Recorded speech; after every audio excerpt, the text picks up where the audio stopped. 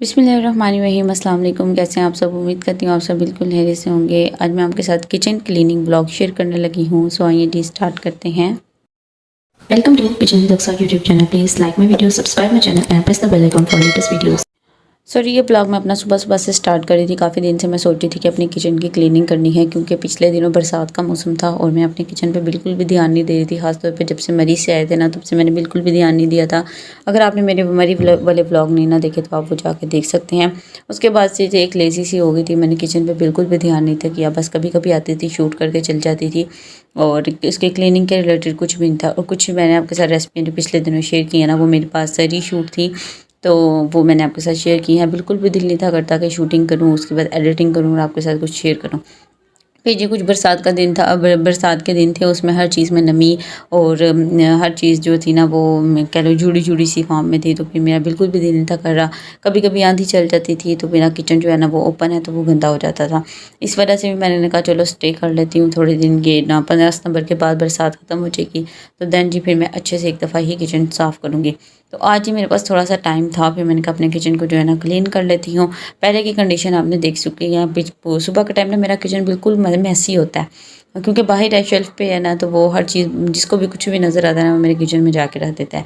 और बाकी इसके डब्बियाँ जितनी भी थी ना, मसाले वगैरह के स्पाइसेस के जार, उन सब पे भी थोड़ी नहीं काफ़ी हद तक मिट्टी वगैरह भी थी। अंदर के स्पाइसेस जो है ना वो नमी की वजह से ना इकट्ठे हुए थे। तो जी सबसे पहले मैंने इसका हल ढूंढा था कि मैं ना सारे स्पाइसेस को ना अलग-अलग बर्तन में निकाल लूँगी। किसी का बाउल में, किसी को कप में, किसी भी चीज़ में निकाल के ना उसके बाद सारे जितने भी जार्स हैं ना उनको मैं आज वॉश करूँगी। और आज भी जो मौसम है ना वो थोड़ा-सा ना कह लो कि मतलब बादल क्लाउडी वाला है। थोड़ी-सी मुझे अगर धूप मिल जाती ना आज के मौसम में, तो मैंने इन सारे स्पाइसेस को ना धूप में रखना था ताकि जो इनके अंदर नमी है ना वो ख़त्म हो जाए। लेकिन आज जो मैंने ये सोच लिया था, काफ़ी दिन से सोच रही थी काम करूँगी, लेकिन फिर मैं लेज़ी हो जाती थी। तो मैंने कहा चलो आज धूप नहीं भी है ना तो कोई मसला नहीं। स्पाइसेस की खैर है, मैं जितने भी बॉक्सेस या इतने जार है ना मैं इनको वॉश करूँगी और उसके बाद जी मैं इनको पंखे की हवा में इनको ड्राई कर लूँगी बॉक्सेस को। धूप में क्या था कि जल्दी ड्राई हो जाते और इनमें किसी भी तरह की नमी नहीं रहनी थी।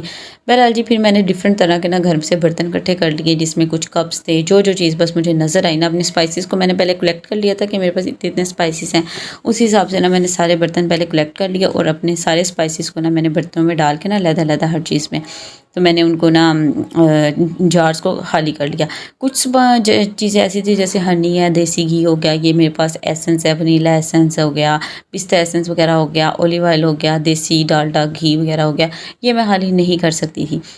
बाकी स्पाइसेस को मैंने ऊपर नीचे करके ना मतलब ज़्यादा मैस भी ना लगे। और मेरी आजकल भांजी भी आई हुई है ना, तो वो चीज़ें नहीं छोड़ती, तो मुझे उससे का भी डर था कि वो कहीं ये सारे स्पाइसेस ख़राब ना कर दे। तो मैंने ड्राइंग रूम में जाके उसको स्पाइसेस वगैरह को रख दिया, ऊपर नीचे करके रखा ताकि बहुत ज़्यादा इसका मैस ना लगे।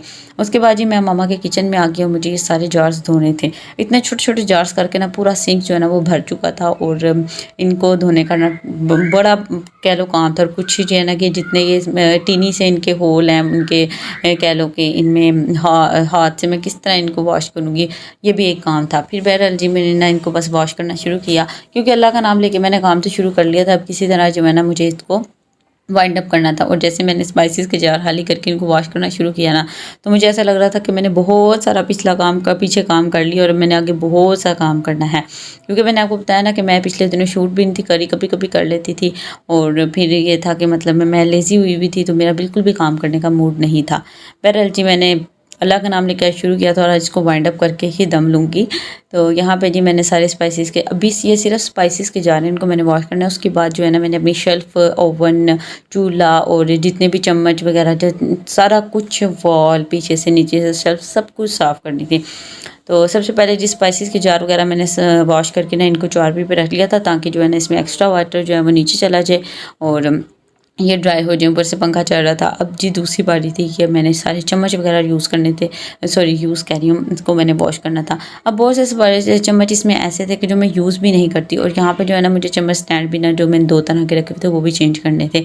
और मैंने सोचा था कि जो मैं चीज़ें नहीं यूज़ करती, चम्मच वगैरह जो मतलब बहुत रेयर केस में यूज़ होती हैं, तो वो मैं उठा दूँगी ताकि इतना मैस ना हो। तो और ये जो मेरे पास लकड़ी की डोई थी ना, इसमें बरसात की वजह से जी फंगस आ चुकी थी। स्पाइसेस वगैरह के बाद जी मैंने चम्मच वगैरह भी धो लिए थे और यहाँ पे मेरी जो भांजी है ना वो भी मेरे साथ हेल्प करवा रही थी। इनको भी मैं चारपाई पे रख दूँगी ताकि एक्स्ट्रा पानी बिल्कुल ड्राई हो जाए और थोड़ी देर कर मैं इनको रेस्ट दे दूँगी। दूसरी तरफ जी यहाँ पे जी मैंने अपना वॉश जो था वो फ्लावर वाला वो भी उतार लिया है। अब ओवन पे आप देख सकते हैं कितनी डस्ट है। बहरहाल जी अब सबसे पहले वास के जो फ्लावर है ना वो मैं वॉश करूँगी। उसके लिए जी थोड़ा सा पानी मैंने ले लिया, उसमें हम सर्फ ऐड करेंगे और इसको अच्छे से वॉश कर लेंगे, फ्लावर्स को भी और नीचे से वास को भी। बेहतरीन हल था, भी मैं इसको झाड़ती पूंछती जो मर्ज़ी करती हुई, लेकिन बेहतरीन हल था मैं इसको वॉश करके रख लेती और फिर इसको थोड़ी देर में ये ड्राई हो जाना था। और अब मैंने ओवन की पहले से अंदर से सफाई की है। लास्ट टाइम मैंने ओवन की सफाई ना बकरीद ईद से पहले की थी और उसके बाद से मैंने घर वालों को स्ट्रिक्टली मना कर दिया था कि आप लोगों ने ना ओवन को ना बगैर चीज़ कवर किए ना आपने गर्म नहीं चीज़ करनी। और तब से ना ओवन बड़ा मतलब मेरा कह लो टाइम टेकन, मेरा टाइम जो है ना वो सेव हो गया था। ओवन बहुत ज़्यादा गंदा नहीं था, बस ऊपर ऊपर डस्ट थी। उसके बाद ही मैंने इसकी शेल्फ भी ना वो भी साफ़ करनी शुरू कर दी थी। देन जी गैस को मैं ऑफ़ करूँगी और अपना चूल्हा भी साफ़ कर लूँगी। और ये जो इसका स्टैंड है ना इसका कलर उतर रहा है तो इसकी वजह से ना ऐसा लगता है जैसे बड़ा ये मैसी हुआ हुआ है। तो इसका जितना जो मैं इसको अच्छे से वॉश करूँगी, जितना इसका कलर उतरना होगा उतर जाएगा। जब पूरा कलर उतर जाएगा ना, या तो मैं इसको अगेन कलर कर लूँगी ब्लैक कलर का, या फिर इसको ऐसे ही छोड़ दूँगी। और इसके बाद जी मैंने चूल्हा अच्छे से वॉश कर लिया था। चूल्हे पे मैं अपना बड़ा ध्यान देती हूँ क्योंकि इस चूल्हे की ना बहुत सारी ब्रीफ जगह ऐसी होती हैं जहाँ पे आपका फिंगर या आपका हाथ नहीं जा सकता और वो फिर वो जगह साफ़ भी नहीं होती। तो मैं ना बड़ा एहतियात करती हूँ कि मेरा जो चूल्हा है ना वो गंदा ना हो और इसको ऊपर नीचे से हर जगह से मैं इसको साफ़ करूँगी। और इसके अंदर जो है ना वो कह लो पेच और बड़ी ब्रीफ चीज़ें लगी हुई हैं। अगर अब मैं इसको बिल्कुल अंदर से डिटेल से साफ़ करूँ ना तो बार बार हाथों पे चुभती हैं, कपड़ा उसके साथ स्टिक हो जाता है। फिर भी मैंने इसको अच्छे से साफ़ कर लिया था। उसके बाद ये शेल्फ़ भी साफ़ कर लूँगी।